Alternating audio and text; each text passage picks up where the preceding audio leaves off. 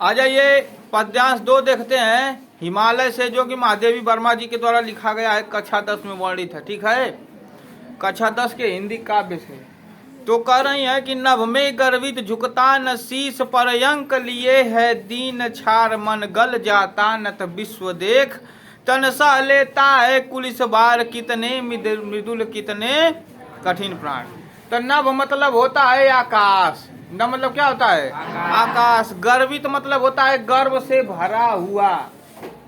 आशीष मतलब सिर होता है। अंक मतलब होता है गोद में। दीन का अर्थ होता है गरीब, और छार का अर्थ होता है मिट्टी। मन गल जाता मतलब हृदय दया से भर जाता। नत मतलब झुका हुआ। कुलिस मतलब कठोर। और मृदु मतलब भी कोमल। ठीक है, तो देखिए वो कह रहे हैं, महादेवी वर्मा जी कह रही हैं क्या कि हिमालय नभ में गर्वित झुकता न शीश, तुम्हारा जो स्वाभिमान है उससे तुम अपने सिर को ऊंचा उठा करके खड़े हो।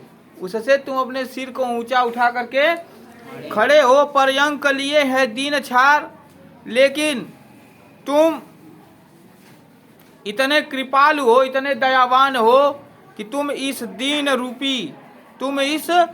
रूपी तुच्छ मिट्टी की धूल को अपनी गोद में लिए खड़े हो। अपनी गोद में इस तुच्छ मिट्टी की धूल को लिए खड़े हो। मन गल जाता नत विश्व देख, संसार का मस्तक अपने सामने झुका देखकर तुम्हारा मन दया से पिघल जाता है, और मन तुम्हारा पिघल करके तुम नदियों में बहने लगते हो। फिर क्या कर रहे हैं कि तन सह लेता है कुलिस बार, तुम्हारा शरीर इतना कठोर है कि तुम इस वज्र के आघात को भी सरलता से सह लेते हो। तुम्हारा तन इतना कठोर है कि तुम इस वज्र के आघात को भी सरलता से सह लेते हो। कितने मृदु कितने कठिन प्राण, तुम भीतर से कितने कोमल हो और बाह्य रूप से कितने कठोर दिखाई देते हो।